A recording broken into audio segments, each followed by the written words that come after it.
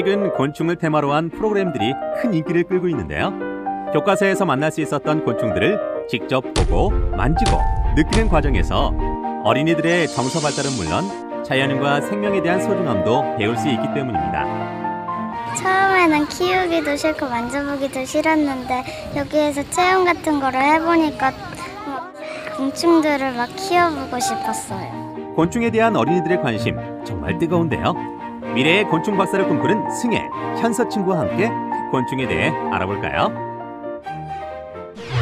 박사님, 이곳에 와보니까 나비, 거미, 잠자리, 꿀벌 등 곤충이 엄청 많아요. 그래. 나비, 잠자리, 꿀벌 이런 것들이 많지. 근데 엄밀히 말해서 거미는 곤충이 아니란다. 네? 거미가 곤충이 아니라고요? 거미는 곤충이 아니야. 이제부터 거미가 왜 곤충이 아닌지 우리 한번 알아볼까?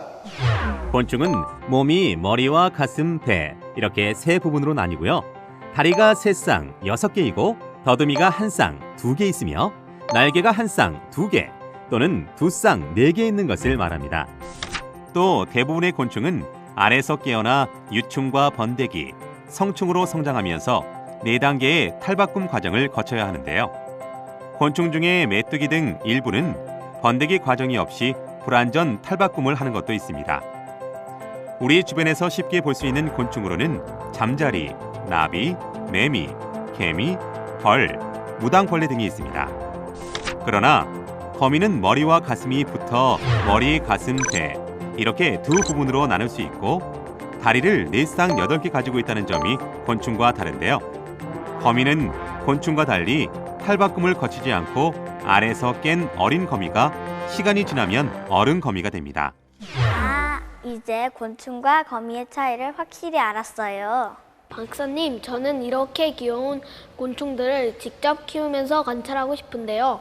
어떻게 키워야 잘 키울 수 있을까요? 곤충은 그 수가 굉장히 많기 때문에 쉽게 기르기는 쉽지 않아. 근데 각 종마다 알맞은 환경을 만들어주면 좋거든.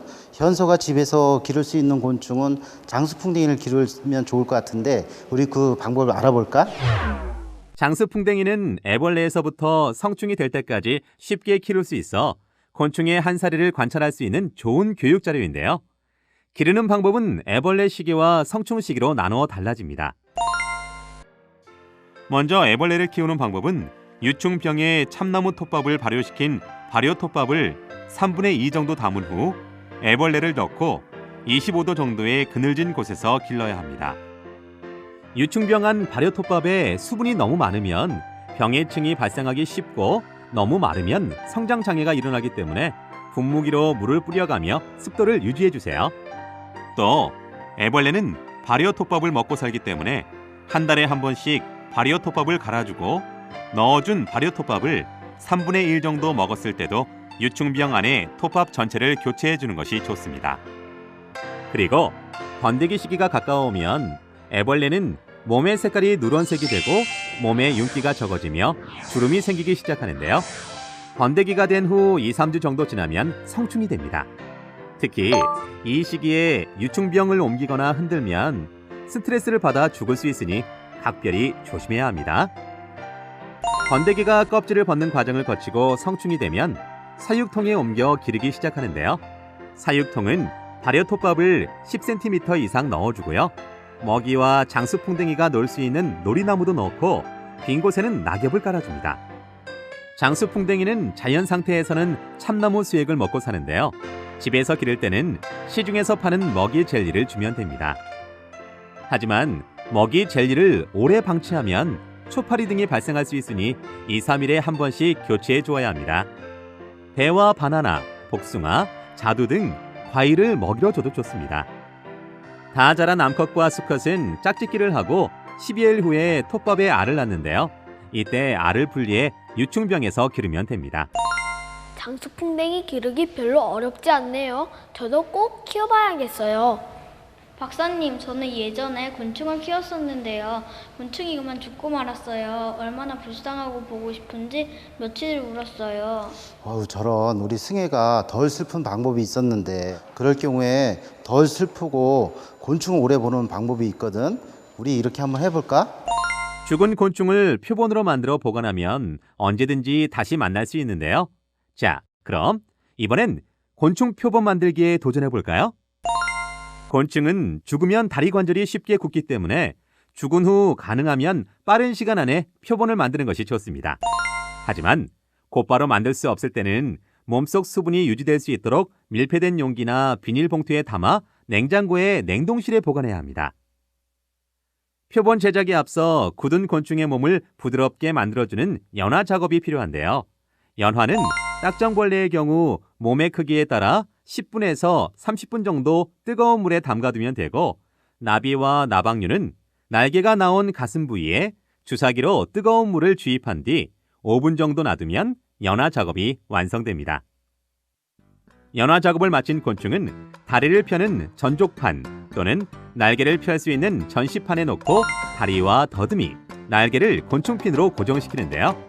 곤충핀은 가슴 등판을 4등분한 후 오른쪽 위 가운데에 꽂아줍니다. 이제 핀을 꽂은 채로 표본을 전족판에 고정시키고 다리와 더듬이를 좌우 대칭에 맞춰 펴니다. 나비와 잠자리, 그 밖에 날개가 있는 것은 전시판의 유산지를 이용해 날개가 상하지 않도록 펴니다. 곤충 표본을 펴서 고정하고 나면 바람이 잘 통하는 실내에 약 20일에서 30일 정도 두는데요. 이때 직사광선이 들고 습기가 많으며 해충이 있는 곳은 피하도록 합니다. 전시판이나 전족판에서 말린 표본에는 많은 보조핀들이 꽂혀 있습니다.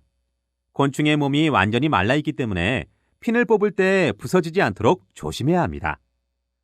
완성된 표본은 일정 규격의 표본 상자나 액자에 옮겨 예쁘게 배열한 다음 핀이나 접착제로 고정시키면 표본이 완성되는데요.